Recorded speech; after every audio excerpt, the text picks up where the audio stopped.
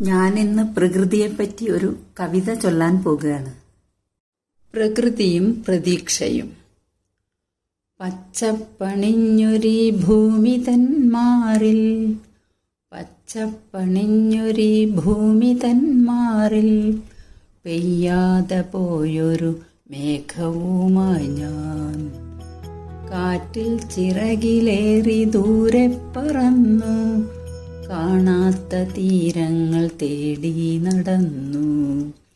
ഇരുളിൽ തിളങ്ങുന്ന താരകം പോലെ ഉള്ളിൽ എരിയുന്നു പ്രകാശത്തിൻ നാളം.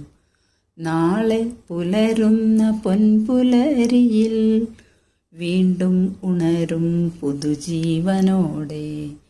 നാളെ പുലരുന്ന പൊൻപുലരിയിൽ വീണ്ടും ഉണരും പുതുജീവനോടെ.